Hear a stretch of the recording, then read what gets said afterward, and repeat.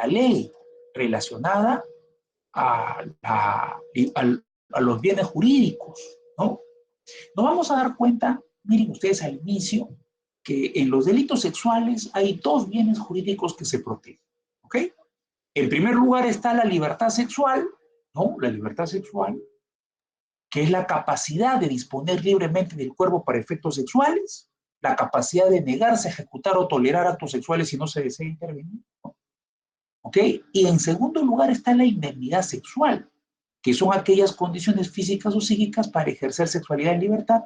Cuando estamos hablando de indemnidad sexual, no se puede señalar de que una persona pueda tener la posibilidad de tener condiciones físicas o psíquicas para ejercer la sexualidad.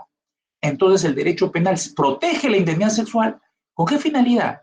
Con la finalidad, miren, de evitar que una persona que no tenga libertad sexual pueda de alguna manera perjudicarse, afectarse muchas veces socioemocionalmente, psicológicamente, y eso le impida realizar, digamos, actividades sexuales normales a futuro, ¿no? Cuando de repente pasen los años y cuando pueda tener de repente algún tipo de relación sexual. La identidad sexual, entonces, la tenemos que considerar desde un punto de vista ya jurisprudencial y que luego pasó a la ley de que una persona tiene indemnidad sexual, o sea, no puede ser tocada por nadie. Miren ustedes, por eso algunos le llaman intangibilidad sexual, hasta antes de los 14 años. Una vez que una persona cumpla 14 años y a más, ya podría tener libertad sexual. Pero como ustedes seguramente comprenderán, también hay personas que no tienen libertad sexual, por ejemplo, que superen los 14 años, pero que no tengan conciencia, tal vez, de lo que está pasando a su alrededor, ¿no? Por ejemplo, una persona que tenga un retardo mental muy grande, ¿no? Muy grande. Si tuviera un retardo mental grande, ya entendemos un retardo mental bastante moderado, grave, pues entendemos de que por más de que tenga una edad cronológica superior a los 14 años, tendría que protegerse su indemnidad sexual, porque no tiene conciencia de lo que ocurre o de repente no valora lo que está pasando en su esfera sexual. Lo mismo podría acontecer a alguna persona impedida, miren ustedes, de poder defenderse ante un acto sexual de violación, un acto de repente en el que se le quiera de repente afectar su sexualidad. Digamos, una persona que sufra parálisis hemiplegia y de eso se aprovecha el sujeto activo. ¿Podemos decir que tiene libertad sexual esta persona? ¿O se le tendría que proteger su indemnidad sexual por más de que sea su edad cronológica superior a los 14 años? Bueno, ahí entendemos que también la indemnidad sexual es lo que se tiene que proteger. ¿Ok? Entonces, miren ustedes, dos bienes jurídicos, libertad sexual, indemnidad sexual. ¿Cuál es el límite? 14 años. Ojo, 14 años. A partir de que una persona cumple 14 años, tiene libertad sexual, tiene capacidad para disponer libremente de su cuerpo. Y si es menor de 14 años, no se le puede tocar. Por eso tiene que ser considerado indemne, intocable. Por eso el bien jurídico protegido es la intangibilidad sexual. Miren ustedes. Entonces, ¿por qué? Para evitar efectivamente algunos traumas que le impidan realizar libremente sus actividades sexuales cuando supere los 14 años. Entonces, miren, cuando una persona tiene libertad sexual, es decir, es mayor de 14 años, tiene la posibilidad de consentir actos sexuales, ¿no? Puede consentir. También tiene la capacidad para negarse, ¿no? O tolerar actos sexuales, ¿no? Si no quiere realizarlos. Entonces, en esos casos, fíjense ustedes, pues tenemos que establecer efectivamente de que el consentimiento se convierte en una eximente de responsabilidad penal muy importante en la violación sexual o en la libertad, cuando una persona tiene libertad sexual. ¿Ok? Recuerden ustedes que este eximente está regulada en el artículo 20, inciso 10 de nuestro código. ¿Ok? Mientras que en el caso de la indemnidad sexual, ya podemos entender y darnos cuenta perfectamente de que la persona que es considerada indemne o intangible, significa que no puede ser tocado. Ahora, la pregunta es, ¿por qué 14 años? Miren ustedes, ¿por qué 14 años? ¿Por qué 14 años es el límite? Porque, miren, cuando el Código Penal se promulga el año 91, en 1991, se hablaba de minoría de edad recién a los 18 años. Miren, esto ha ido modificándose hasta establecerse en la actualidad que la libertad sexual se adquiere a los 14 años, ¿no? Claro, teniendo conciencia de lo que ocurre alrededor. Pero esto ha sido, miren ustedes, cambiado, ¿no? En los años. ¿Cómo así? ¿Cómo así ha sido cambiado a los años? Porque, miren, antes se decía que la minoría de edad se adquiría, miren, a los 18, ¿no? O la mayoría de edad se adquiere a los 18. Y había muchísimos casos, chicos, desde la promulgación del Código Penal el año 91, miren ustedes, hubo muchos casos en los que jóvenes, por ejemplo, que tenían 18 años, tenían acceso carnal a menores, por ejemplo, que tenían 17, sus enamoradas, ¿no? Los padres se enteraban de estas relaciones sexuales, iban a denunciaban al joven que tenía 18 y le malograban la vida, porque los procesaban, los condenaban y cumplían pena de violación de menores en los penales del país. Esto era un problema tan grande, un problema tan grave, que decidió la Corte Suprema pronunciarse respecto a esto. Se estaba dando cuenta la Corte Suprema de que los jóvenes cada vez en menor edad realizaban actos sexuales y que señalar como, digamos, libertad sexual como límite los 18 años era demasiado excesivo cuando los jóvenes pues realizaban actos sexuales, como les dije, con menor edad. Y esto destruía vidas, porque miren ustedes, muchos jóvenes eran condenados, miren, a penas muy altas por el delito de violación de menor, ¿ok? Eran condenados muchos jóvenes con penas muy altas por el delito de violación de menor. Cuando tenían parejas que tenían 17, 16 tal vez, y estos jóvenes que eran mayores, que tenían 18, 19, tenían acceso carnal, tenían relaciones sexuales con estas personas, con estas menores.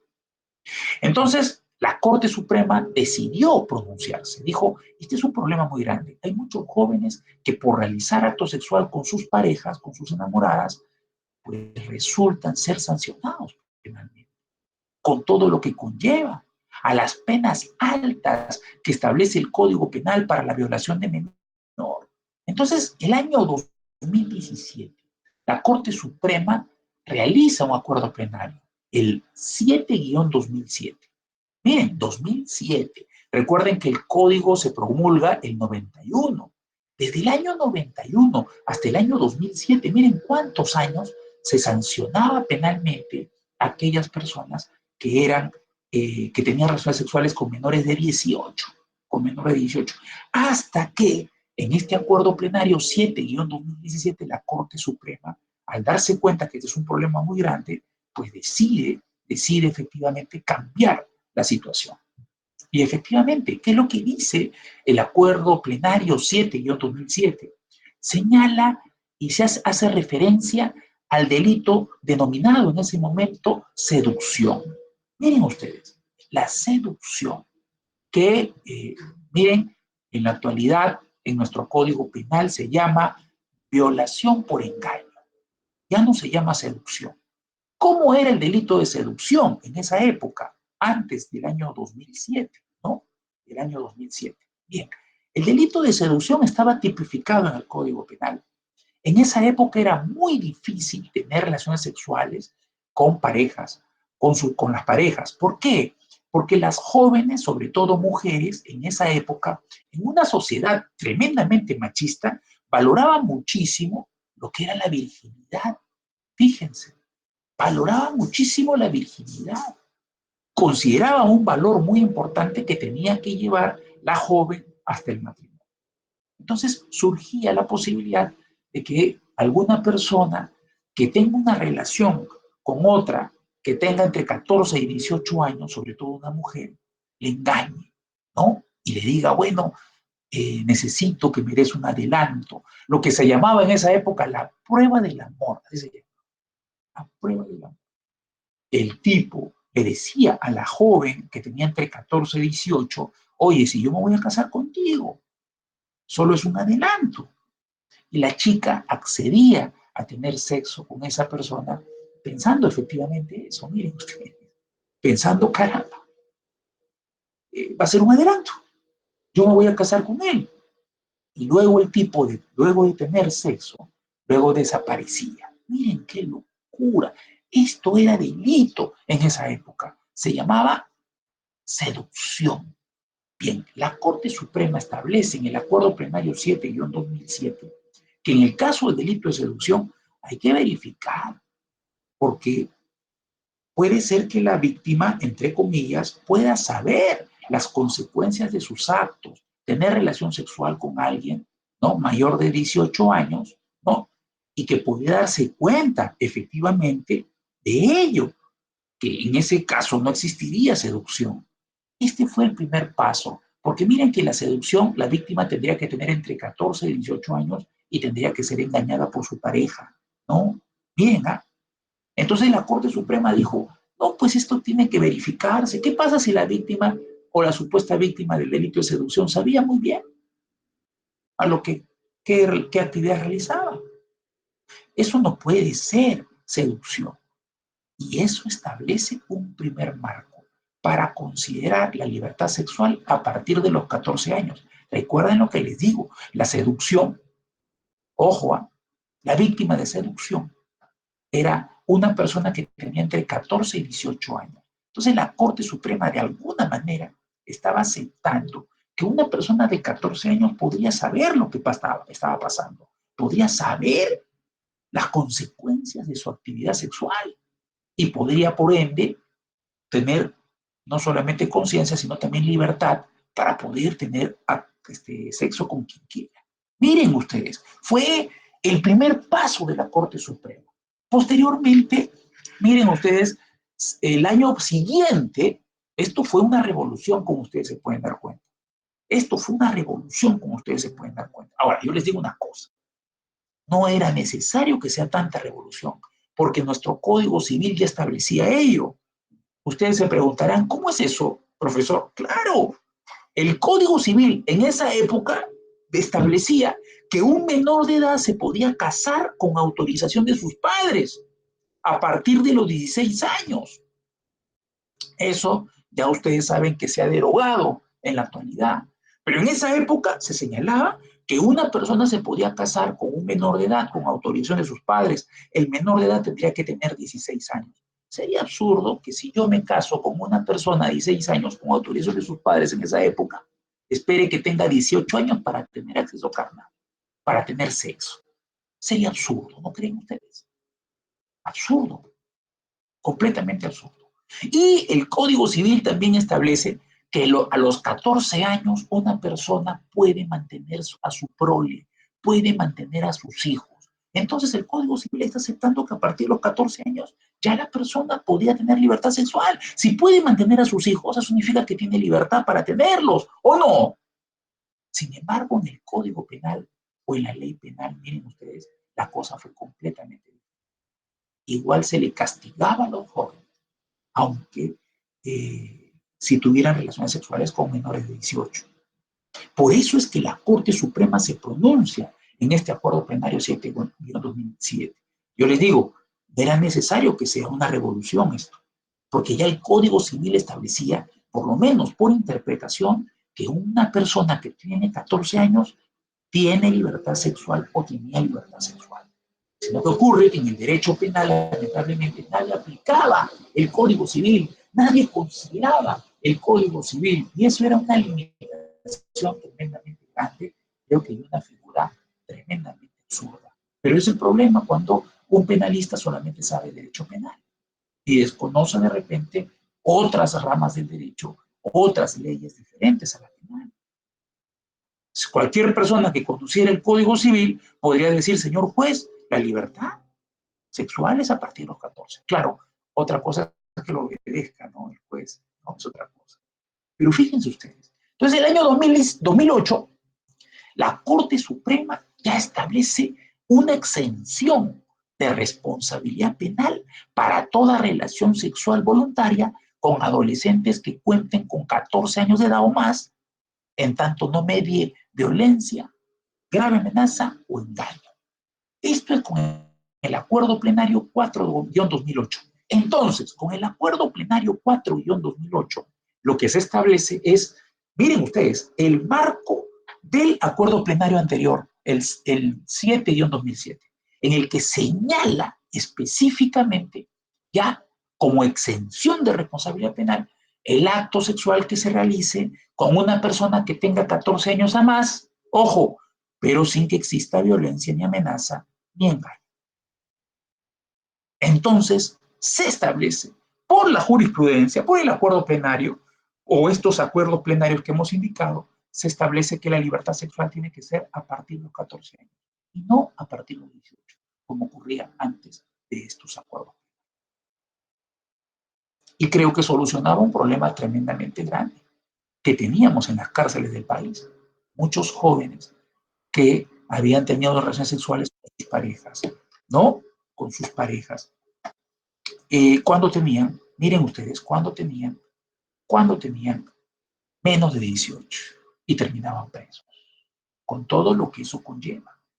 Recuerden que a los violadores, pues se les hace la famosa regla o ley del burro en los penales.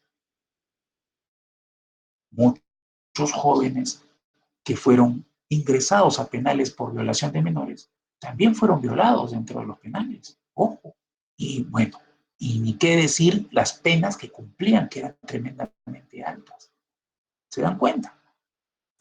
Miren, luego, miren, 4 años después de este acuerdo plenario, el 4-2008, el Tribunal Constitucional emite la sentencia 00008-2012-PI/TC, pronunciándose sobre una acción de inconstitucionalidad.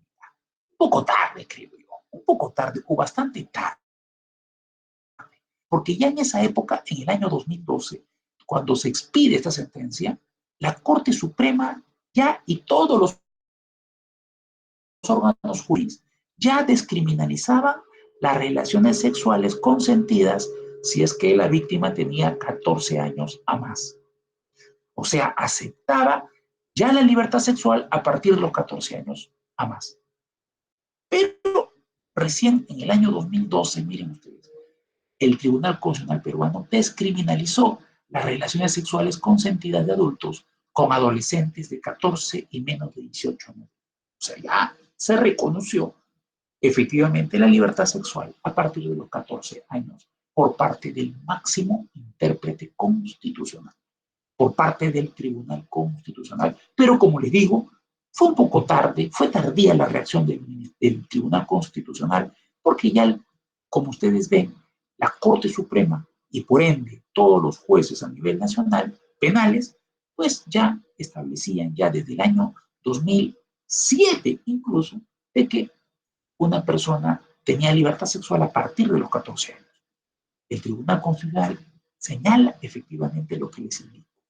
Señala de que cada vez en mayor medida los jóvenes tienen relaciones sexuales y que era absurdo considerar violación de menor cuando se tenía acceso carnal con personas menores de 18 años. Era un absurdo, era una barbaridad sociológicamente hablando, porque ya los jóvenes tenían relaciones sexuales cada vez más jóvenes, digamos, en la edad, ¿no? En la edad. ¿Qué les parece a ustedes?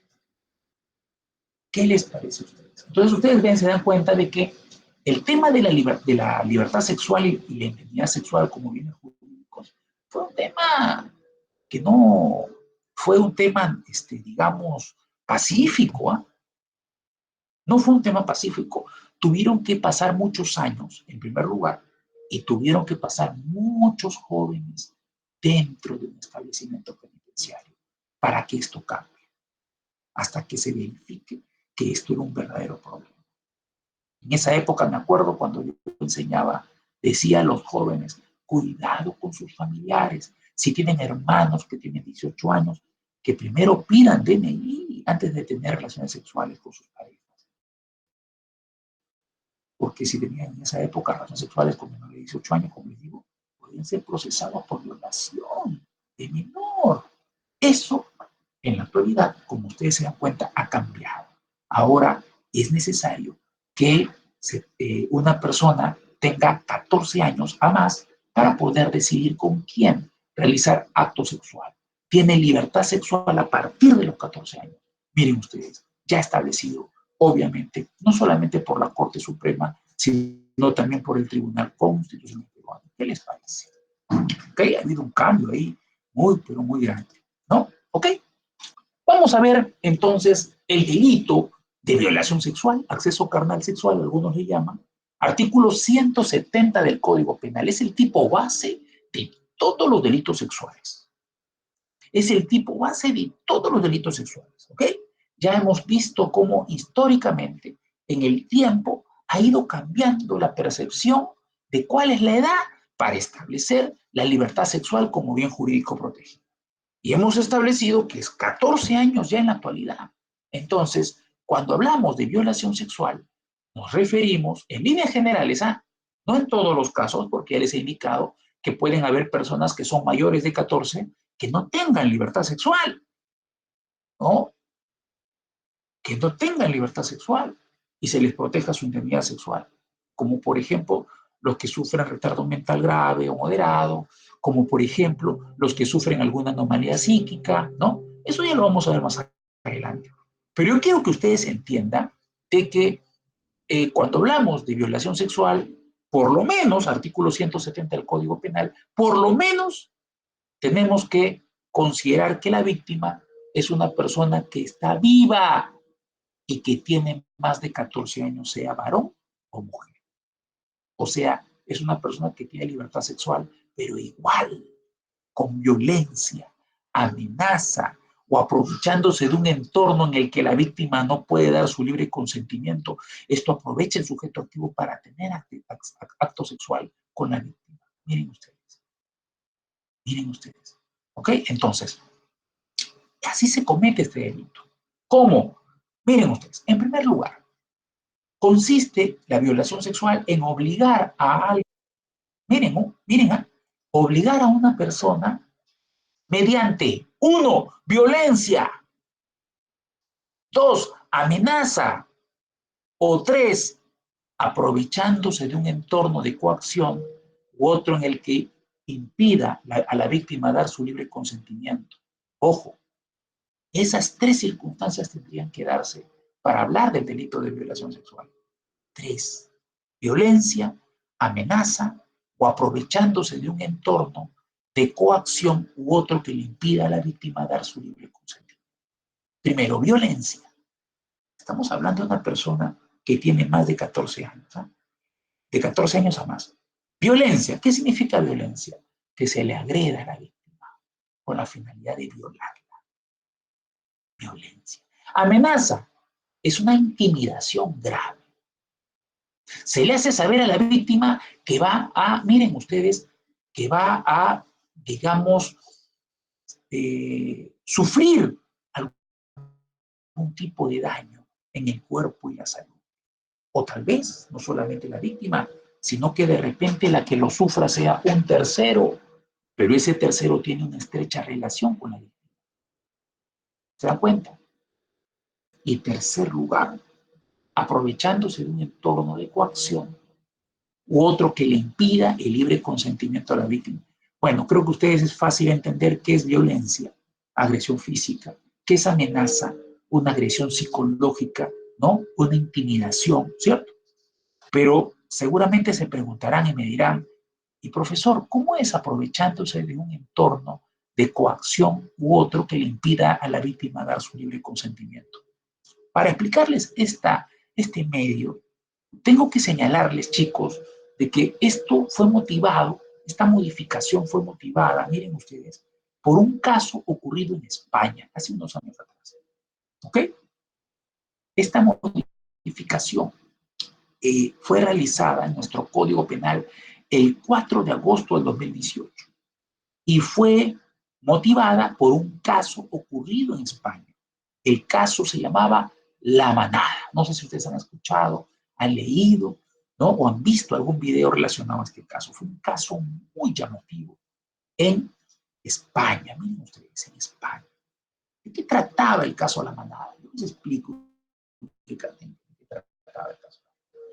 El caso de La Manada era, bueno, en primer lugar, ¿por qué se llamaba La Manada? Porque unos jóvenes, varones todos ellos, tenían un chat de WhatsApp que se llamaba La Manada. Eran muchos jóvenes que se enviaban fotografías, sobre todo en fiestas, mostrando, digamos, actos que eran deleznables, fotos de chicas de repente en estado de ebriedad y de estos jóvenes aprovechándose de esa condición, enviando fotografías al resto. Miren ustedes, de los que forman este grupo de WhatsApp. Eran muchas personas las que formaban este grupo denominado La Manada, ¿no?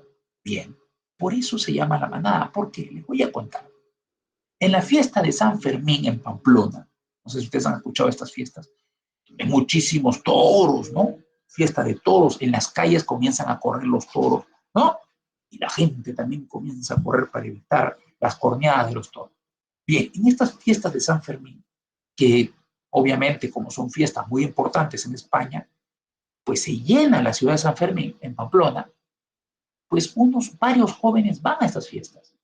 Una joven va a la fiesta, miren ustedes, la joven va a la fiesta con amigos y luego se queda sola, ¿no? Se aparta de sus amigos, se siente en una plazuela en San Fermín, ¿ok? En Pamplona, y un grupo de jóvenes varones, ¿no? 5, se le acerca y comienzan a hablar con él. Parece que hacen cierta amicalidad, ¿no? Y luego los jóvenes le dicen a ella, ¿por qué no paseamos un rato por la ciudad? Y efectivamente, pasean por la ciudad. Miren ustedes, se demuestra de que dos jóvenes fueron a dos diferentes hoteles con la finalidad de buscar cuarto. En los hoteles les respondieron de que no había cuartos. Recuerden que es una fiesta muy importante en España. Los hoteles se llenan durante esa época. No encontraron cuarto estos dos jóvenes. ¿Ok?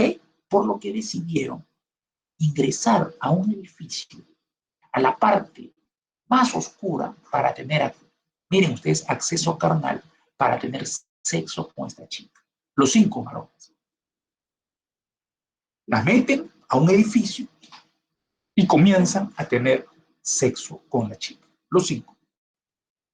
2 de ellos graban a la chica en pleno acto sexual y se ve en los videos de ellos de que esta chica les hacía felaciones, ¿no? Son sexo oral, a 2 de los jóvenes. Miren ustedes, ella hacía felaciones, sexo oral a 2 de los jóvenes y ellos, estos jóvenes, la filmaron. 2 de ellos la filmaron justamente en ese acto. Y bueno, también filmaron el acto sexual que realizaban los 5 con ella, ¿no? ¿Ok? La chica, después de ocurrido este incidente, acude a una comisaría a denunciar que había sido abusada sexualmente. ¿Ok? Presenta la denuncia y comienza un proceso tremendamente mediático en España. ¿Y por qué se volvió muy mediático este caso? Ustedes saben que en España hay muchas defensoras de la mujer, ¿no? Muchas ONGs protectoras de los derechos de las mujeres. Bueno, muchas de esas ONGs se juntaron para, de alguna manera, generar presión tanto al Ministerio Público Español como al Poder Judicial para que condene a estos sujetos. Miren ustedes, ¿no? Todo el proceso se generó a través de presiones, miren ustedes, de estos grupos. La Fiscalía acusó, ¿ok? Pero acusó por un delito que estos grupos pro mujeres no les gustó mucho. Primero les voy a explicar el contexto para que ustedes entiendan. En España, en esa época, la ley estaba dividida, cuando hablamos de acceso carnal sexual, en dos tipos penales diferentes. El primer tipo penal era la violación sexual y el segundo tipo penal era el abuso sexual. ¿Cuál era la diferencia entre violación sexual y abuso sexual, chicos? La diferencia entre violación sexual y abuso sexual es que la violación sexual, para que una persona sea violada sexualmente, se tenía que utilizar violencia o amenaza. Mientras que en el caso del abuso sexual no era necesaria la violencia o amenaza. Se tenía que aprovechar un entorno de coacción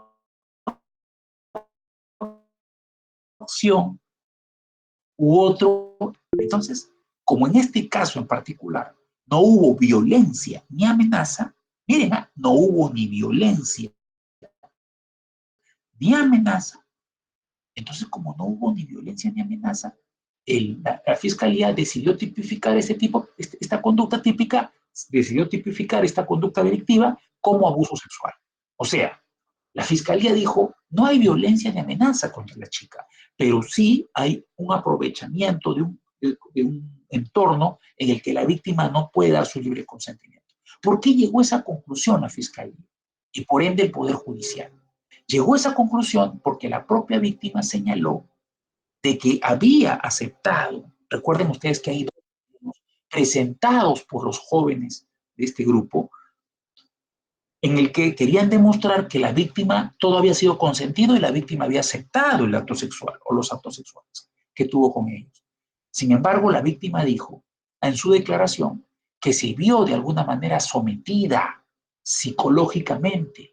¿Por qué? Decía que ella realizó las felaciones, los actos orales a dos de los jóvenes y realizó acto sexual con el resto por una sencilla razón, decía ella, porque se sentía asustada, se sentía abrumada, se sentía de que si ella no permitía esto, podrían estos sujetos golpearla e incluso matarla.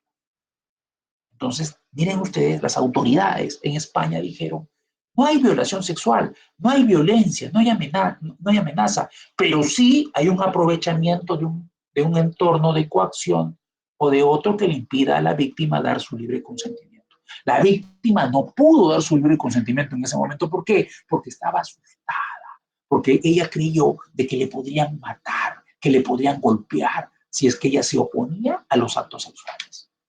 Miren ustedes. Entonces la Fiscalía determinó que existía abuso sexual, no violación sexual.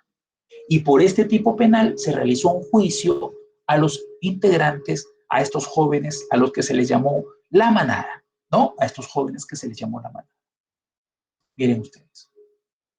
¿Qué ocurrió luego?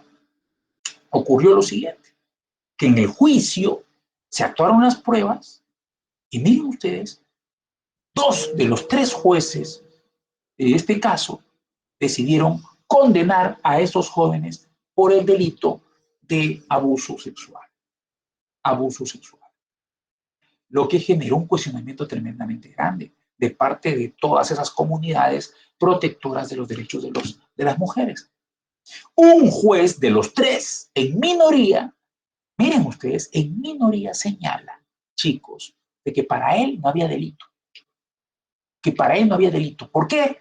Porque él habría visto los videos y él consideraba o interpretaba que la chica, la víctima, la supuesta víctima, había disfrutado del acto sexual o de los actos sexuales, desde la percepción de él.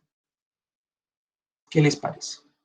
Entonces, en el Perú se pensó y se dijo, ¿y qué pasaría si en el Perú ocurre un caso como el de España? Se pensó acá en el Perú.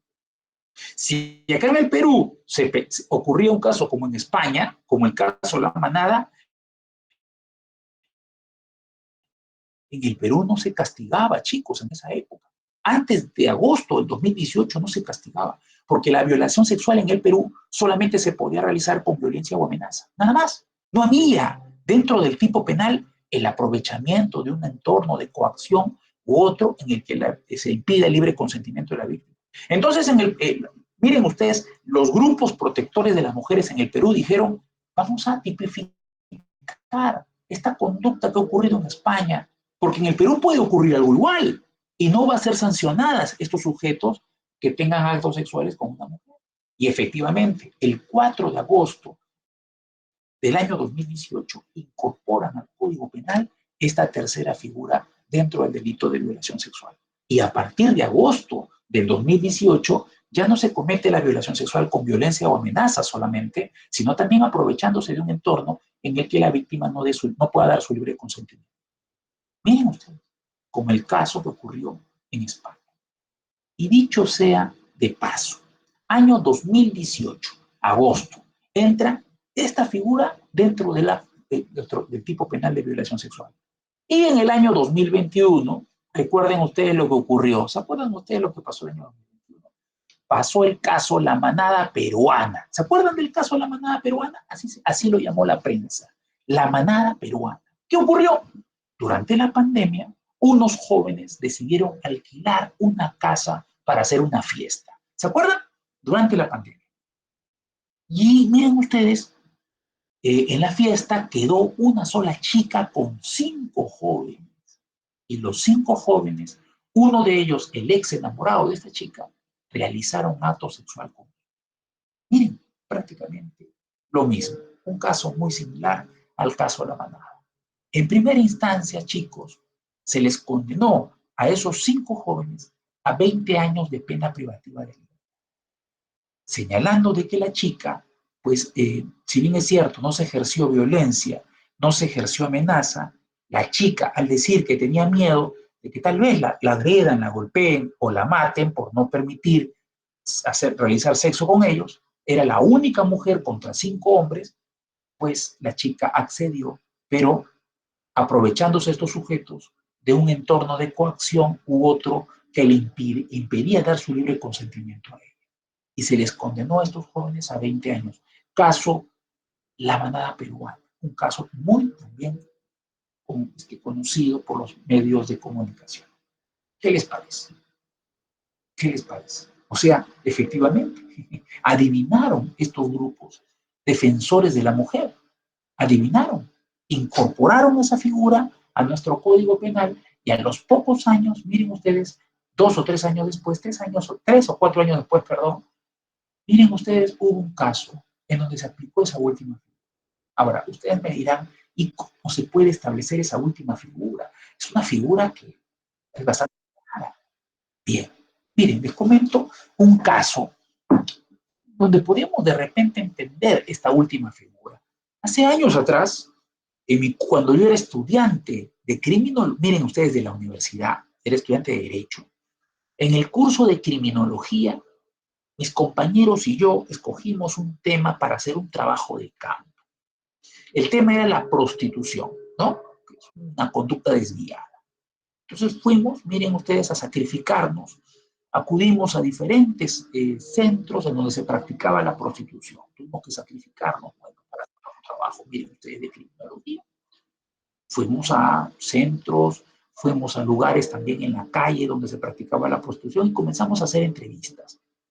Y me acuerdo una entrevista que le hicimos a una meretriz en donde ella señalaba que muchas veces el serenazgo las detiene a las prostitutas, eso era en la avenida Arequipa, me acuerdo, que era una calle, una avenida donde había muchísima prostitución, cada esquina había un prostituto. Entonces, entrevistándola, ella nos dijo de que ella había tomado, normalmente sabía de que muchas de sus compañeras y ella misma, pues eran intervenidas por miembros del serenazgo. ¿Qué hacían los miembros del serenazgo? Las llevaban hasta la playa, miren ustedes, hasta la playa. Tenían acceso carnal con ellas, tenían sexo con ellas. Incluso muchas de ellas les entregaban preservativo para que no les contagie absolutamente nada y luego las dejaban en la playa para que caminen una trocha muy larga subiendo, ¿no? La Costa Verde hasta la parte de arriba. Díganme ustedes, eso no constituiría efectivamente esta última modalidad, el aprovecharse de un entorno de coacción u otro en que la víctima no pueda dar su libre consentimiento. ¿Ustedes creen que estas prostitutas daban su libre consentimiento a estos miembros del serenazgo? Definitivamente no, pero no les quedaba otra. Miren, en esa época, cuando yo era estudiante, eso no era delito, porque el delito de violación solamente podía consistir en la utilización de violencia o amenaza contra la víctima, para violarla, ¿no? Para accederla carnalmente. Pero en este caso no existía violencia o amenaza. Pero a partir de agosto del año 2018, miren ustedes, ya se castiga esta última modalidad incorporada a nuestro Código Penal gracias al caso La Manada en España. ¿Ok? ¿Ok? Bien. Entonces, miren ustedes, ¿ah? 3 modalidades. 1, utilizar violencia. 2, utilizar amenaza. 3, miren ustedes, utilizar cualquier entorno, eh, digamos, en el que se aproveche de la coacción o algún entorno en el que la víctima no pueda dar su libre consentimiento. 3 situaciones para que se dé la violación sexual. ¿Ok? Ahora, ¿cómo establecemos la violación sexual? Es un delito de comisión. El sujeto activo tiene que introducir, ojo, introducir por lo menos parcialmente, dice el Código Penal, por lo menos parcialmente, ojo, introducción parcial, penetración parcial, por lo menos, puede ser total o parcial, ¿de qué? 1, miembro viril. Miembro viril, ¿a dónde? A las cavidades anal, vaginal y bucal. Miren ustedes, miembro viril, el sujeto activo introduce su miembro viril, por lo menos parcialmente, también puede hacerlo totalmente, obviamente, en la cavidad vaginal. Miembro viril en la cavidad vaginal, anal o bucal, utilizando violencia, amenaza o un entorno de coacción u otro que le impida a la víctima dar su libre consentimiento. Eso es lo que se considera acceso carnal.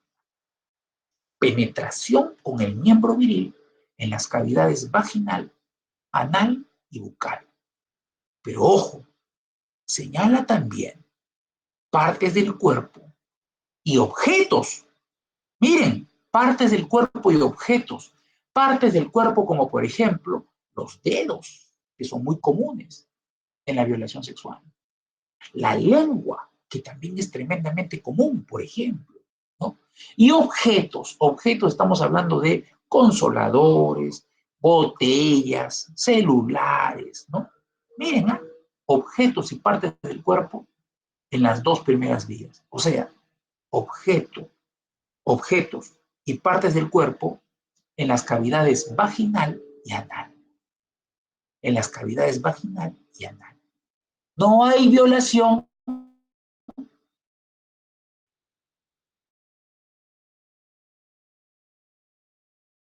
si alguien introduce.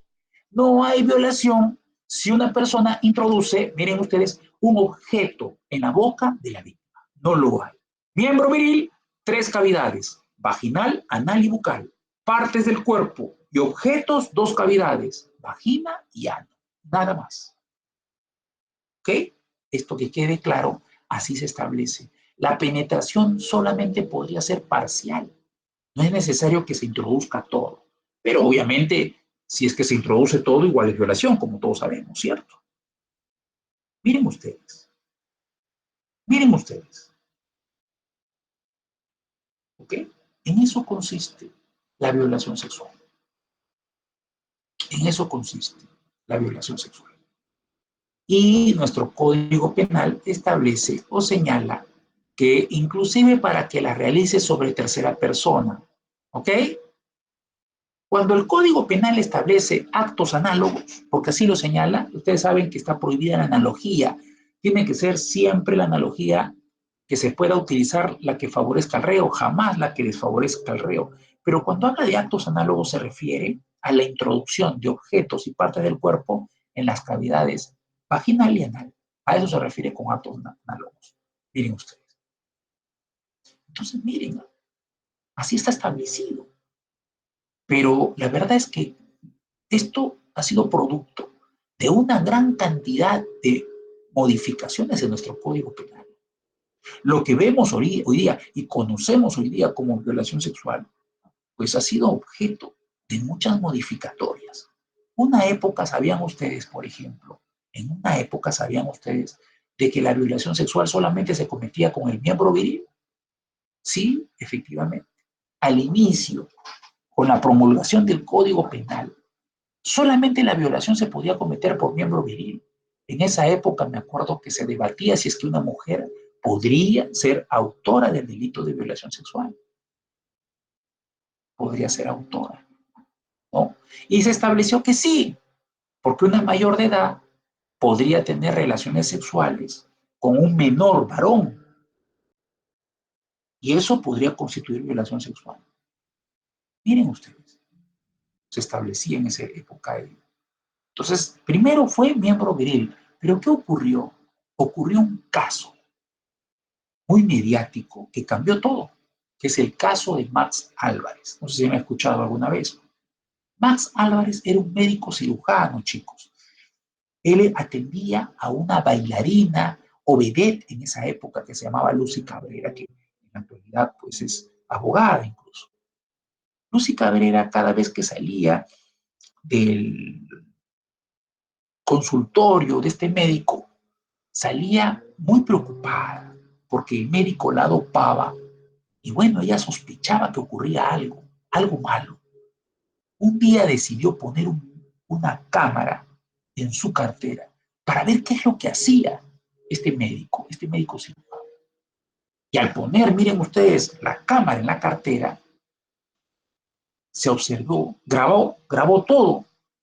Y luego, miren ustedes, de haber sido atendida, se va con su cartera, va a su casa, prende la cámara para ver qué ocurrió y ella llega, lamentablemente, a una penosa observación. Se da cuenta del acto del que ha sido víctima. ¿Qué ocurrió? En el video se ve, ustedes lo pueden entrar, lo pueden conseguir en internet, dicho sea de paso, en YouTube. En el video se ve que el médico se saca la ropa, se queda sin polo, se baja su pantalón, se pone una prótesis, ¿no?, en su miembro viril, un especial, ¿no?, una prótesis de miembro viril, y eso se lo introduce a la cavidad vaginal a esta chica, ¿no?, a esta chica, Lucy Cabrera. Y todo ella lo ve y se queda sorprendida de lo que había pasado, lo que había vivido. Ella luego sale a los medios de comunicación mostrando el video, lo que generó un proceso para este médico cirujano. Pero en esa época, les digo, recuerden lo que les decía, en esa época la violación sexual solamente se podía cometer con el miembro viril y él utilizó un objeto, una prótesis. Por eso es que, miren, no fue procesado por el delito de violación sexual, sino fue procesado en esa época por el delito de actos contra el pudor, que tenía muchísimo menor pena que la violación sexual. Lo que generó, ya se imaginarán ustedes, una controversia muy grande. El no haberla penetrado con el miembro viril, sino que con un objeto, implicó en esa época que se le condene por actos contra el pudor y no por violación sexual. Entonces, ¿qué pasó ahí? Pasó algo muy importante. Los congresistas dijeron, hay que modificar el Código Penal. No puede mantenerse el Código Penal así. Y en esa época se incorporó también dentro de la violación sexual a los objetos y a las partes del cuerpo. Miren ustedes, pero producto de este caso, el caso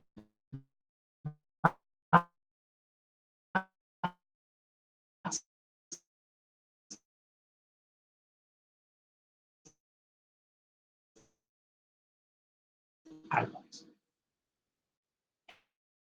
Y eso una barbaridad, una barbaridad. Si la persona violada se casaba con el violador, ya no había sanción penal. Miren ustedes, Era una circunstancia que eximía de responsabilidad penal, sin pensar en que la persona violada de repente dependía del violador y que el violador la obligaba de repente a casarse o la obligaría a casarse y seguir violándola. Terrible. Esto fue modificado por Lourdes Flores Nano cuando ella era congresista. Decía, qué barbaridad, ¿cómo va a decir esto el Código Penal? Y lo modificó, miren ustedes chicos, lo modificó. Y lo eliminó del Código.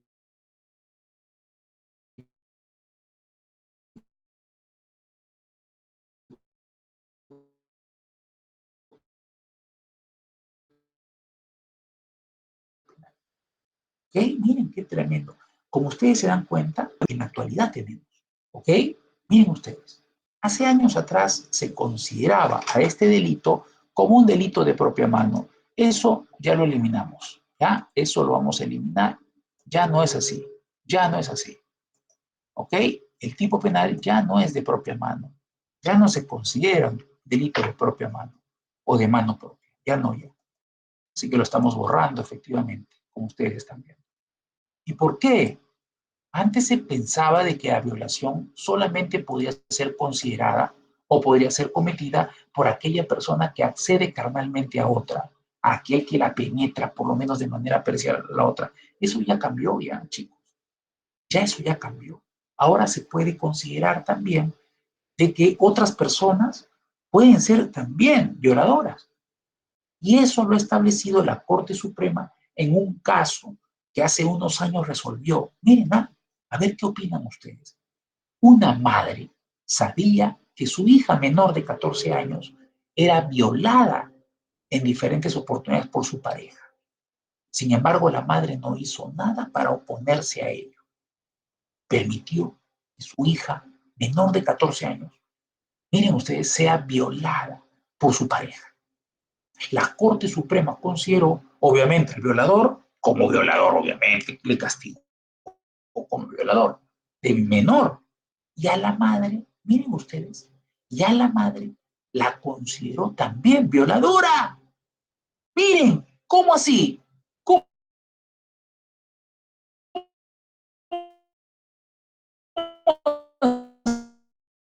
así? La Corte Suprema consideró que la madre, el deber de garante de proteger el bien jurídico, indemnidad sexual de su hija, y no lo hizo. Y porque no lo hizo, por omisión impropia, ella sería autora del delito de violación sexual. ¿Qué les parece? Por eso dejamos de lado, ya por los criterios que hemos indicado, el hecho de que se considere a la violación como un delito de propia mano. No puede ser considerado ya en la actualidad delito de propia mano.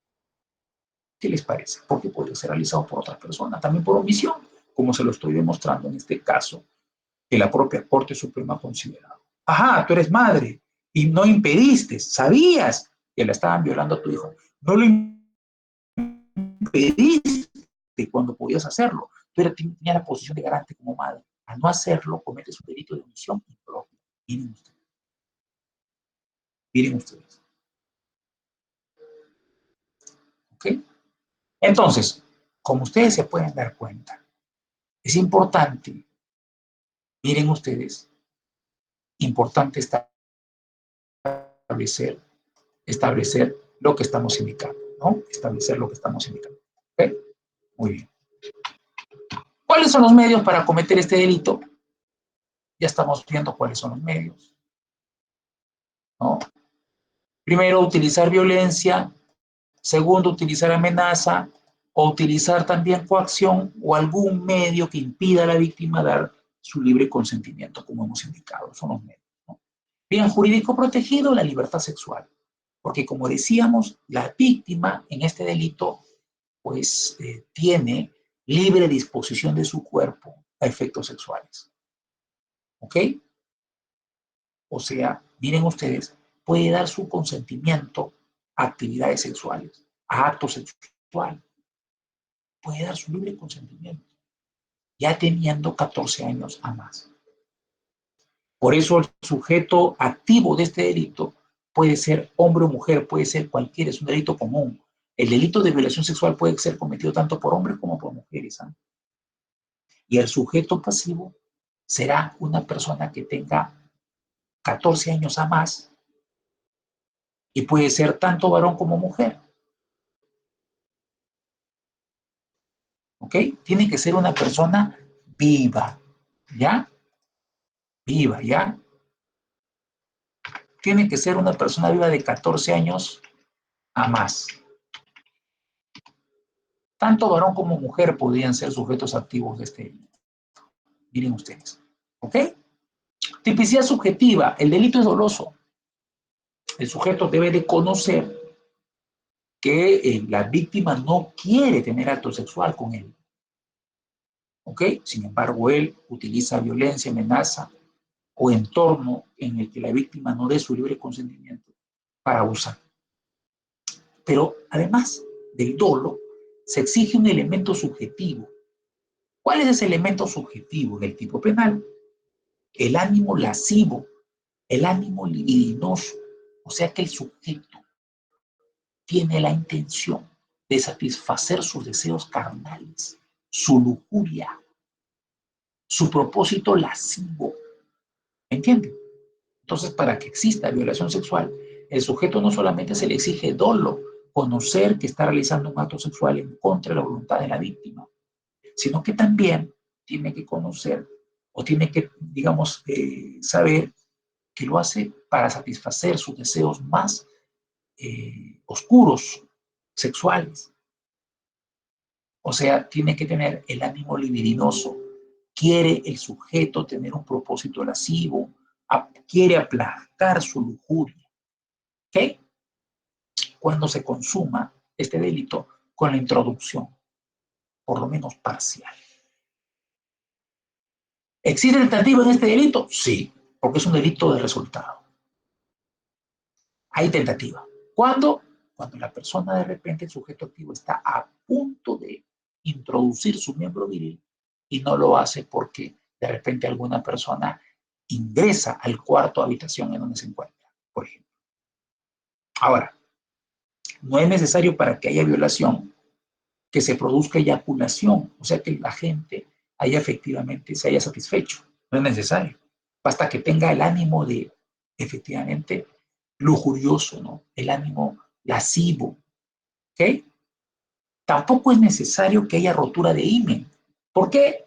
Porque van a haber casos en los que las mujeres tienen himen complaciente o dilatable, como también lo llama la medicina legal. ¿Qué es el himen complaciente o himen dilatable? Aquel que no se rompe fácilmente.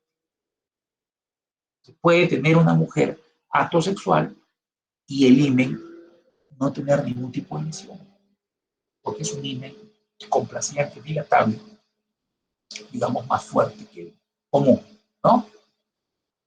Tampoco es necesario que haya lesiones para establecer violación sexual, como estamos viendo, ¿no? Fíjense el caso de la manada, el caso de la manada peruana, ¿no?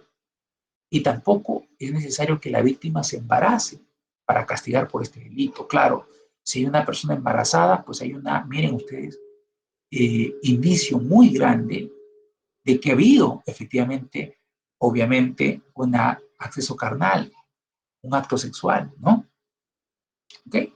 Entonces miren ustedes cómo está constituida la violación sexual, ¿no? Un delito, como ustedes se podrán dar cuenta, un delito que tiene muchísimas características. Requieren ustedes, como les digo, tres medios: violencia, amenaza y el aprovechamiento de un entorno de coacción u otro en el que la víctima no dé su libre consentimiento.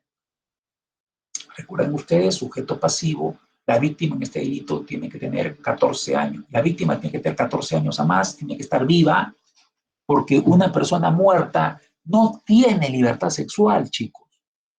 Una persona que está fallecida no tiene libertad sexual. Y bueno, el comportamiento típico consiste en que en la penetración o introducción, por lo menos parcial, en la cavidad vaginal, anal y bucal del miembro viril, en la cavidad vaginal y anal, si son partes del cuerpo u objetos. Dicho sea de paso, el hecho de que alguien introduzca su lengua en la cavidad vaginal se llama cunilingus, ¿no? Es un nombre su nombre científico, ¿no? Su nombre, digamos, jurídico. Cunilingus, el hecho de que alguien introduzca su lengua en la cavidad vaginal. El hecho de que una persona haga sexo oral al miembro viril, eso se llama, en el derecho penal se llama felación o felatio in ore, ¿no? Así lo van a encontrar ustedes en los libros de derecho penal. Cuando escuchen o lean la palabra felatio o felatio in ore o felación, significa el hacer el sexo oral al miembro viril de un varón. ¿Ok? ¿Ok? Muy bien. Vamos ahora a ver, pues, los medios comisivos de los que hemos hablado. Hemos dicho que aquí puede haber, para cometer el delito, puede darse por violencia, puede ser física o puede ser psicológica también. Nos referimos a la amenaza. Y también la violencia física, la violencia, digamos, la amenaza, pero también aprovechándose de un entorno de coacción en el que la víctima no puede dar su libre consentimiento. ¿Ok? Entonces, son las tres formas, los tres medios por los que se puede cometer este delito. El momento de la fuerza no tiene por qué coincidir con la consumación del hecho, bastando que se haya aplicado de tal modo que doblegue la voluntad del sujeto pasivo, quien puede acceder a la cópula al considerar inútil cualquier resistencia. Esto ya está establecido en el Acuerdo Penario 1-2011, fundamento 19, miren ustedes. Pero se considera esto dentro del ámbito de la intimidación. ¿Ok? Miren ustedes, ¿ah? Vamos a ver ahora otro tema que es importante. Recuerden lo que les dije. El Código Penal establece que hay acceso carnal con la introducción del miembro viril, por lo menos parcial, utilizando violencia, amenaza o algún entorno de coacción u otro en el que la víctima no pueda dar su libre consentimiento. La introducción parcial, por lo menos, del miembro viril en la cavidad, miren ustedes en las cavidades vaginal, anal y bucal. Ese es el acceso carnal. Y acto análogo se considera, de acuerdo al Código Penal, el acto análogo se considera, eso, de acuerdo eso es en base al Acuerdo Penario 1-2011. Y acto análogo es la introducción, total o parcial, de un objeto o parte del cuerpo por vía vaginal o anal. Hace unos años atrás hubo un casito, no sé si ustedes lo llegaron a conocer, de un joven que se introdujo una botella en la cavidad anal, ¿no? Se introdujo la botella en la cavidad anal, se quiso autosatisfacerse. Cuando se la quiso sacar, jaló tan fuerte, miren ustedes, y tan repetidas veces, que no se dio cuenta que estaba realizándose muchísimo daño al interior del cuerpo. ¿Okay? La familia lo encuentra tirado prácticamente con la botella en el ano, lo llevan al hospital y en el hospital fallece porque se había generado una peritonitis muy grande dentro del cuerpo, un sangrado tremendo dentro del cuerpo. ¿Ok? Ya saben ustedes que este joven no sabía física, ¿no? Porque hubiese roto la botella y seguramente todo el aire podía ingresar y miren ustedes, no estaríamos pues contando su historia de muerte, ¿no? Contando su muerte, ¿cierto? ¿No? Pero fíjense, así se estableció, así fue el caso de este joven, el caso de este joven. Entonces, miren ustedes la diapositiva que estamos presentando. En la diapositiva que estamos presentando, estamos señalando las cavidades y las vías. Cavidades, vagina, ano, boca. Vías, miembro viril, parte del cuerpo de objetos. Miren ustedes, miren la línea que corresponde al miembro viril. Hablamos de violación sexual. Si el miembro viril ingresa, por lo menos de manera parcial, a la vagina, ano y boca. Miren ustedes. Miren ustedes. Claro, si el sujeto utiliza violencia, amenaza o se aprovecha de algún entorno de coacción o alguno que le impida dar su libre consentimiento a la víctima. En cambio, eso no pasa con partes del cuerpo y objetos, ustedes se dan cuenta. Partes del cuerpo, objetos, hay delito solo si se ingresa a la vagina o al ano, no a la boca. Nadie viola a otra persona si introduce un objeto a su boca. Nadie viola a una persona si le introduce alguna parte del cuerpo en la boca. Salvo el miembro viril, como estamos viendo, que es la única parte del cuerpo que sí podría configurar violación sexual. Pero si es el dedo, si es el puño, si es el dedo del pie, si es la lengua, ¿no? Si una persona besa a otra a la fuerza y le pone la lengua en la boca, le mete la lengua en la boca, no lo está violando. ¿Se dan cuenta? ¿Se dan cuenta? Muy bien. Vamos ahora a ver, chicos, ¿cuáles son las agravantes? ¿Cuáles son las agravantes del delito de violación sexual? ¿Ok? Agravantes del delito de violación sexual. Son las siguientes agravantes. Miren ustedes, ¿ah? Se van a dar cuenta que muchas de estas agravantes podrían estar también consideradas cometido con el empleo de arma o por dos o más sujetos. ¿Por qué? Porque la ponen a la víctima en un estado de indefensión, ¿o no, chicos? Miren ustedes, el empleo de arma o por dos o más sujetos. Si son dos o más sujetos, estamos pues viendo que hay una situación de aprovechamiento de un estado de indefensión de la víctima, ¿cierto? Y también con arma. Por ejemplo, que un sujeto apunte con un cuchillo a la víctima para tener acceso carnal, por ejemplo. Ojo, el arma puede ser un arma propia, como por ejemplo una pistola que ha sido creada, fabricada para ser un arma. Pero también dentro del concepto de arma tenemos que entender también el arma impropia.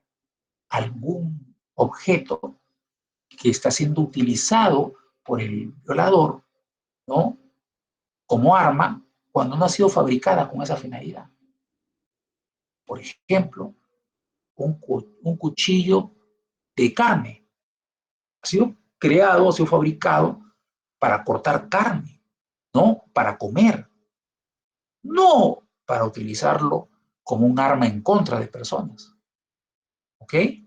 Dos o más sujetos también, aprovechamiento de la cantidad de personas para facilitar la conducta delictiva. Segunda circunstancia agravante, abusando de profesión, ciencia u oficio o aprovechando cualquier posición, cargo o responsabilidad legal que le confiere el deber de vigilancia, custodia o particular autoridad o confianza. Miren ustedes, desde mi punto de vista, creo yo, esta segunda circunstancia agravante está relacionada a un tipo penal, que es el delito de violación por prevalimiento, que vamos a verlo más adelante. Entonces, miren, me parece a mí que allí el legislador no se percató de que hay otro delito que incorpora, que se basa en esta circunstancia agravante. Creo que no se dio cuenta el legislador, y eso lo vamos a ver más adelante. Tercer agravante del delito de violación sexual, cuando el sujeto se aprovecha la calidad de ascendiente o descendiente por consanguinidad, adopción o afinidad, cónyuge, excónyuge, conviviente o exconviviente o relación análoga, o tiene hijos en común con la víctima, o habita en el mismo hogar siempre que no medien relaciones contractuales o laborales, o es pariente colateral hasta el cuarto grado por consanguinidad o adopción o segundo de afinidad. O sea, que la persona que viola lo hace a un familiar. Ojo, esto es interesante también porque esto ha sido un cambio muy, pero muy importante dentro del derecho penal peruano, en estos delitos, en los delitos sexuales. Recuerden ustedes que ahora, miren ustedes, ya se acepta la violación en un matrimonio. Antes eso era imposible, ¿no? Miren cómo hemos cambiado como sociedad. Antes habían violaciones dentro del matrimonio y se consideraba que la mujer tenía que satisfacer al hombre. Ahora ya no es así. ahora se acepta. Ha habido muchísimos casos de violaciones, miren ustedes, de violaciones dentro del matrimonio o dentro de la convivencia. Ahora se acepta que puede haber violaciones dentro del matrimonio, dentro de la convivencia. Miren ustedes qué importante paso que se está dando dentro del tema de la violación. Hay un caso muy interesante incluso, que ustedes pueden revisarlo de repente por internet. Un joven quiso tener acceso carnal con su pareja. Su pareja, el joven le dice, oye, ¿sabes qué? Quiero tener sexo contigo. La chica dice, está bien, yo también. Y deciden tener acceso carnal vía vaginal. El tipo está realizando acto sexual vía vaginal, pero en el medio de la relación decide tener relaciones anales. Voltea a la chica y le dice, te voy a penetrar analmente. La chica no lo quiere hacer. La chica no quiere tener relaciones sexuales anales, pero él la penetra. La chica lo ha denunciado y la Corte Suprema ha establecido que hay violación sexual, porque hubo consentimiento respecto a las actividades sexuales vaginales, pero no hubo consentimiento respecto al ano, a las actividades anales. Miren ustedes, miren ustedes. ¿Ok?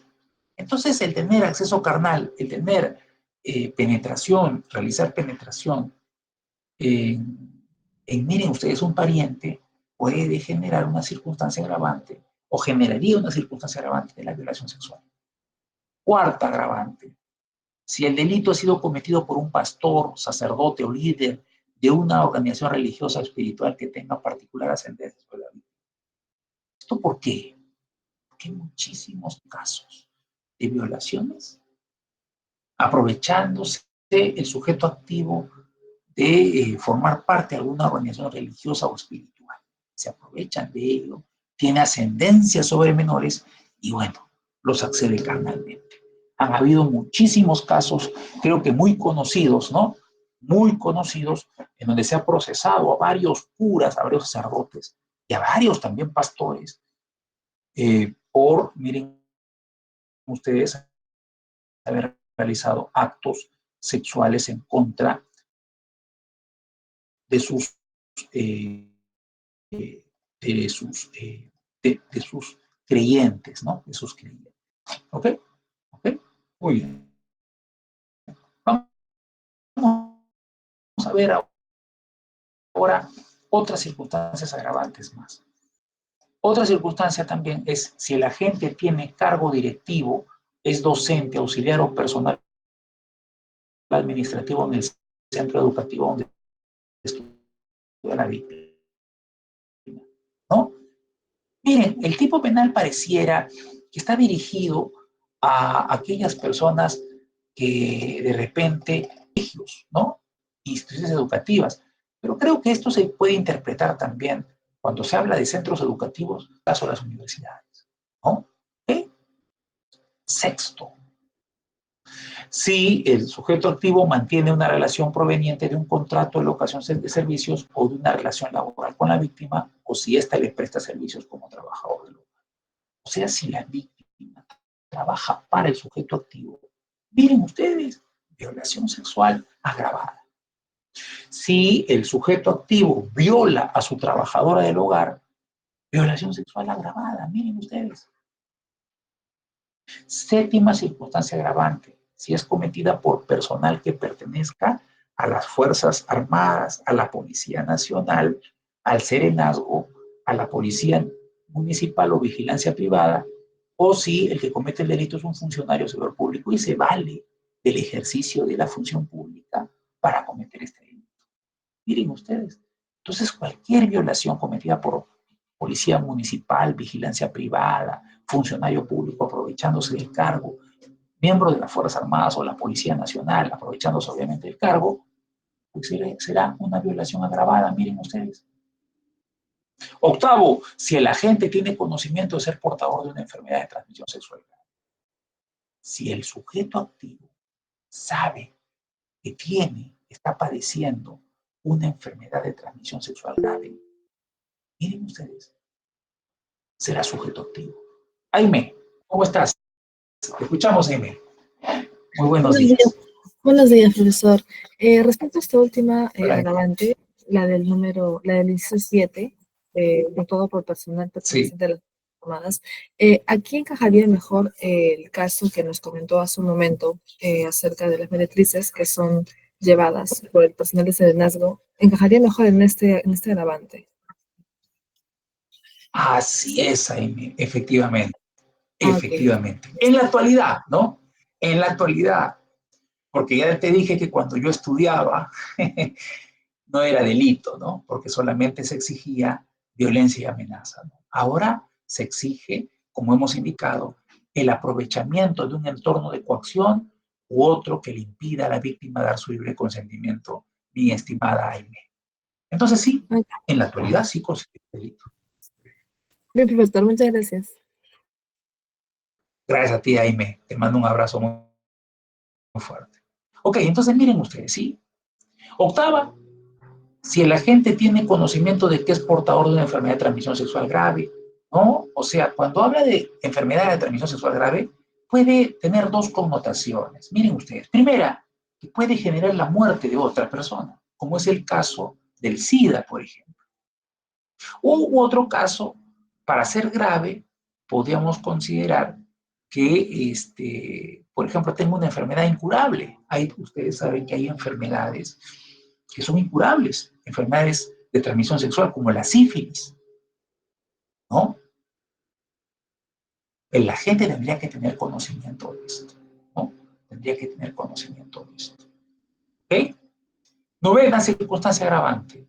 Si el agente a sabiendas comete la violación sexual en presencia de cualquier niña, niño o adolescente. Claro, porque los va a perturbar. Siendo niño, niña o adolescente, los va a afectar psicológicamente. Puede generar una afectación grave a la psiquis de esta niña, niño o adolescente. Por eso, miren ustedes, se constituye en una circunstancia grave también esta conducta. ¿Okay? Luego vamos a ver otras circunstancias también que son consideradas agravantes. ¿Ok? En nuestro Código Penal. Si la víctima se encuentra en estado de gestación. ¿Por qué? Porque recuerden que no solamente corre peligro la víctima embarazada, sino también el producto de la gestación, el feto embrión que está dentro de ella, ¿no? También corre peligro, corre riesgo, ¿no? Por eso es una circunstancia agravante. 11. Si la víctima tiene entre 14 y 18 años de edad, es adulto mayor o sufre discapacidad físico-sensorial y el agente se aprovecha de dicha condición. Miren ustedes, la víctima entre 14 y 18 años porque se considera que es adolescente y puede ser manipulada, puede ser utilizada por el sujeto activo, convencida por el sujeto activo. Si es adulto mayor, si es una persona, miren ustedes, que tenga pues una edad, una tercera edad, ¿no? Una persona de tercera edad. Se considera persona de tercera edad a partir de los 60, de acuerdo a la ley administrativa. Miren ustedes, si la víctima es un adulto mayor, una persona anciana, es una circunstancia agravante. ¿Ok? ¿Ok? O tal vez si sufre de discapacidad física y sensorial y el agente se aprovecha de ello, el agente se aprovecha de la discapacidad de la víctima. Y esto que impide que la víctima pueda, miren ustedes, defenderse. ¿No? Ahora, hace unos años atrás, cuando yo trabajaba en el Poder Judicial, conocí un caso que me llamó mucho la atención. En Año Nuevo, una señora que siempre para dormir necesitaba sus píldoras, ¿no? Para dormir, si no, no podía dormir, su diazepam. Por Año Nuevo toma sus píldoras para poder dormir, ¿no? Su diazepam para poder dormir y comienza a dormir hasta que siente que alguien está encima de él, de ella moviéndose. Cuando la señora, que era de la tercera edad, ojo, abre los ojos, ve que su hijo está encima de ella, la está penetrando, la está violando, aprovechándose de que ella, miren ustedes, se encontraba pues bajo los efectos de este somnífero, ¿no? Ahí vemos que hay una circunstancia agravante, si es adulto mayor, pero también hay otra circunstancia agravante, ¿cierto? El vínculo, el parentesco, ¿no? El parentesco que tiene el sujeto activo con respecto a la víctima. Un caso terrible. La mujer no podía hacer nada porque estaba todavía dopada. Cuando se le pasó todo, fue a la comisaría a denunciar a su hijo. Y dicho de ser de paso, era un sujeto drogodependiente, un toxicómano, ¿no? Terrible caso, ¿no? Terrible caso, ¿no? Se aprovechó, miren ustedes, de esa situación, este sujeto. Muy bien. 12. Si la víctima es mujer y es agraviada por su condición de tal en cualquiera de los contextos previstos en el primer párrafo del artículo 108. Miren ustedes, si la víctima es mujer y es agraviada, es violada por su condición de tal, por su condición de mujer, un poquito difícil que se dé eso en el caso de la violación, ¿no? Bajo los 4 contextos establecidos en el artículo 108b, ¿no? Discriminación, coacción, hostigamiento, miren ustedes a la víctima, se le impide a la víctima dar, miren ustedes, algún entorno en el que se le impida la libertad de la víctima, violencia familiar, ¿no? Son los establecidos en el artículo 108b. Y por último, esta circunstancia, fíjense ustedes, que me parece un exceso, me parece que es muy controversial, muy cuestionable. Si el agente actúa en estado de ebriedad con presencia de alcohol en la sangre en proporción mayor a 0,5 gramos litro o bajo el efecto de drogas tóxicas, estupefacientes, sustancias psicotrópicas o sintéticas que pudiera alterar su conciencia. Miren ustedes, el legislador ha decidido incorporar al Código Penal una circunstancia agravante de la violación sexual basada en el consumo de alcohol o drogas que había tenido el sujeto activo. Chicos, ¿eso no les parece a ustedes una contradicción grave? Yo creo que es una contradicción grave porque, por una sencilla razón, chicos, ¿ah? Por una sencilla razón. Porque, miren ustedes, el Código Penal, en la parte general, establece como una circunstancia eximente de responsabilidad penal la grave alteración de la conciencia. ¿Y qué podría generar una grave alteración de la conciencia? El consumo de alcohol o drogas. Eximente, claro.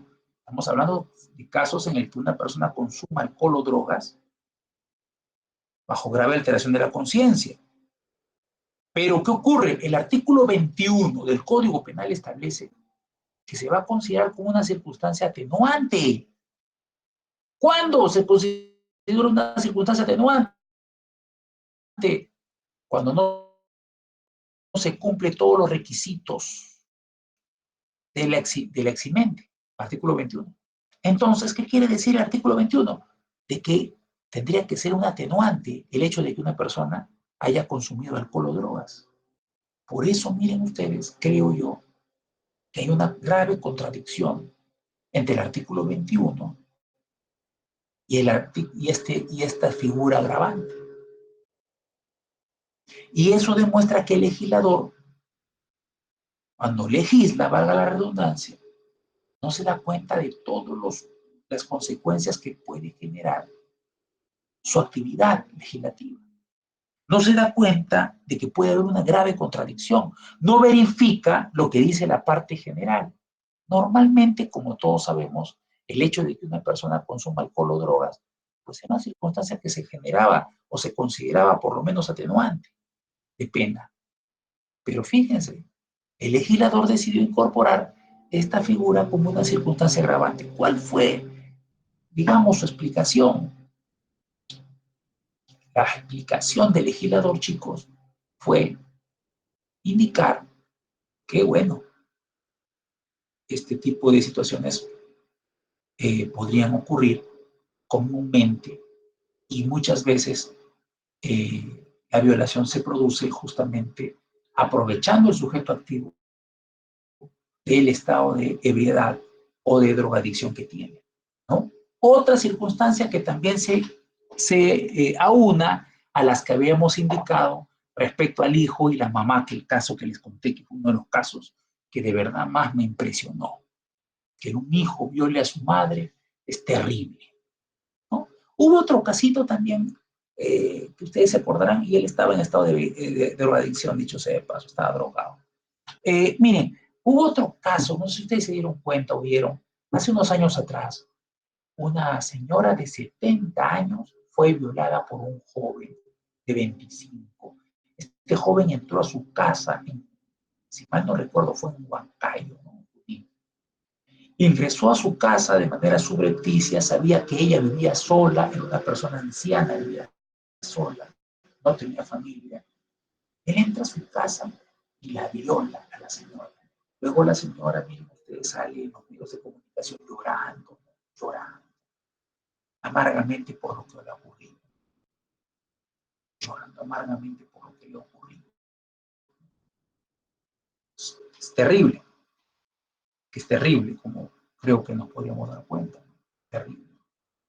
Entonces, miren ustedes, el delito de violación sexual, como vemos, es un delito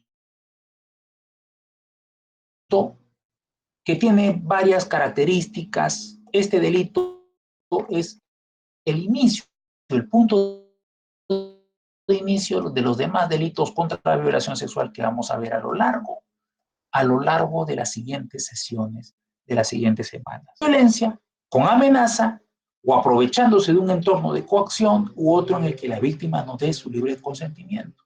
El sujeto activo, aprovechándose de esas situaciones, ¿qué hace?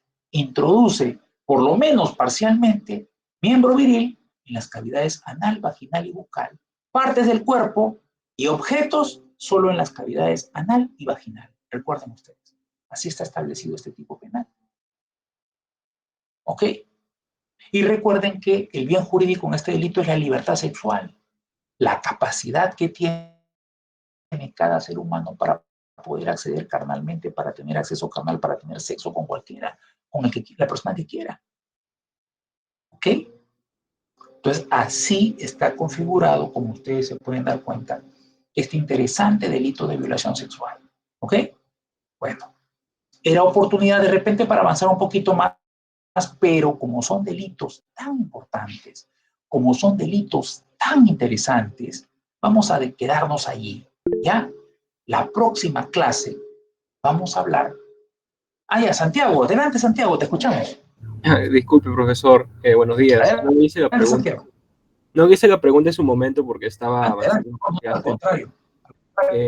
Tuve una duda sobre la tipicidad subjetiva. Si bien es cierto, se Sí, requiere dolo y además se exige como elemento ok. subjetivo un ánimo libidinoso, ¿habrían casos en los cuales no habría ánimo libidinoso? ¿Y cuál sería la figura que se podría remediar aquí en este caso? Ok, Santiago. Bueno, ya con el acceso carnal, el sujeto quiere, busca acceso carnal, entonces por eso se exige ánimo libidinoso, o sea que el sujeto quiera satisfacer. Ahora, ojo, te digo una cosa, Santiago, algo que es importante, por eso es importante que ustedes hagan preguntas. Una cosa que es importante, Santiago, es considerar de que mira tú, hay autores que consideran que no debe ser considerado el ánimo libidinoso dentro del aspecto subjetivo, porque puede ser peligroso. ¿Por qué? Mira tú, porque la violación siempre será violación, ojo, si es que el sujeto tuvo el ánimo lúbrico, el ánimo de satisfacerse. Pero ¿en qué casos, como tú preguntas, no habría ánimo libidinoso? Por ejemplo, cuando alguien quiera vengarse de alguien. Les comento un caso. Santiago, muchísimas gracias por tu pregunta, por eso, mira tú, las preguntas mejoran toda clase. Hace unos años atrás, bueno, yo vivía en un barrio que era el RIMAC, cuando era infante y adolescente. ¿Ok? Vivía en el RIMAC, en un barrio que me enseñó muchísimas cosas, dicho sea de paso, ¿no? Y pasaban muchísimas cosas, Santiago, muchísimas cosas muy, pero muy perturbadoras. propio de un barrio, ¿no? Propio de un barrio populoso, de un populoso distrito. Y tal vez violento también, con todo lo que eso genere. Miren ustedes, ¿eh? Yo vivía en un barrio y frente a nosotros existía otro barrio más pequeño, pero miren, pese a que éramos palomillas, pese a que éramos chicos muy despiertos, muy, digamos, hábiles, porque la calle nos daba esa habilidad, Santiago, pese a ello, éramos chicos, digamos, de bien, ¿no? Bueno, dentro de mi barrio habían chicos que se dedicaban a algunas cosas ilegales, pero yo particularmente me consideraba una persona de bien, mi mamá me había enseñado varios valores importantes y creo que mis amigos también tenían valores similares a los míos. Pero el barrio que estaba frente al de nosotros era un barrio que yo no entiendo por qué, pero todos los jóvenes terminaban en las drogas, terminaban en las drogas. Y bueno, y en el alcohol, ¿no? Y bueno, había un personaje en esa época, Santiago, que se llamaba, se apellidaba, Sarabia se apellidaba, ¿ok? Era un personaje, miren, mira tú, Santiago, muy conocido, era un moreno, muy alto, muy, muy fuerte, se le veía el moreno. Ese moreno iba a ese barrio y dicen las malas lenguas, por lo menos lo que escuchábamos nosotros, Santiago, de que él aprovechaba que estos jóvenes tomaban alcohol, drogas, y se los llevaba, aprovechando su corpulencia para violarlos. Y los violaba aprovechándose efectivamente de que ellos habían consumido droga o alcohol, Santiago. ¿Ya? Los penetraba con su miembro viril, la cavidad anal. Según lo que llegó mira, a comentario en mi barrio, él habría hecho eso con varios jóvenes de este barrio que te decía, ¿no? El barrio vecino. Aprovechándose que eran pues borrachines, ¿no? Un día, según lo que dicen, lo que se corrió la voz, los jóvenes que habían sido violados por este moreno decidieron vengarse de él, Santiago. Y decidieron tomar con él, doparlo, y una vez que lo doparon, le bajaron el pantalón, Santiago, y lo introdujeron un palo de madera. Lo vio, prácticamente le introdujeron un palo de madera en la cavidad anal. ¿Ok? La pregunta acá sería, Santiago, ¿ahí hay ánimo lúbrico? No habría ánimo lúbrico. Entonces, ¿no sería violación sexual? Podríamos hablar de lesiones, más no violación sexual. Mira tú, Santiago. Por eso hay autores que dicen, no es necesario el ánimo lúbrico, porque si ponemos ánimo lúbrico, puede ser tremendamente peligroso, como en los casos en los que te estoy contando, de considerar violación sexual en el caso que te he contado. Sin embargo, la jurisprudencia ha establecido que en el caso de violación sexual tiene que haber un ánimo lúbrico. Mira tú, Santiago, qué interesante. Tiene que haber un ánimo lúbrico, ¿cierto? Pero, como te digo, esto es cuestionado por parte de la doctrina y hay dos posturas. Una postura que señala que tiene que haber ánimo lúbrico y otra postura que señala que no es necesario el ánimo lúbrico. Particularmente, yo considero que tiene que haber ánimo lúbrico por las características del delito. Y además por un fundamento, Santiago, que es importante. Si se exige ánimo lúbrico como elemento subjetivo del tipo en un delito de tocamientos, Santiago, en mayor medida tendría que exigirse en violación. Por eso yo digo y yo parto por la idea de que sí tiene que haber ánimo lúbrico. Más bien, yo creo al revés de los que opinan que no tiene que haber ánimo lúbrico, mi estimado Santiago. Yo opino que si es que no hay ánimo lúbrico en la violación, podría ser peligroso, porque se podría, mira tú, considerar de repente, o mejor dicho, se podría considerar cualquier conducta que no tenga ánimo lúbrico, por ejemplo, los tocamientos, como delictiva. Por ejemplo, Santiago, ¿no? Eso vamos a hablar más adelante. Tú has visto cuando los futbolistas meten gol, Santiago, ¿cierto? Sí, Muchos seguro. futbolistas y muchos deportistas, Santiago, ¿qué hacen? Se palmotean las, lo, las nalgas, ¿no? Imagínate si no hubiera ánimo lúbrico, eso sería tocamientos indebidos, delito. Definitivamente no. Por eso a mí me interesa mucho, por eso mi posición, Santiago, es que sí existe ánimo lúbrico en tocamientos.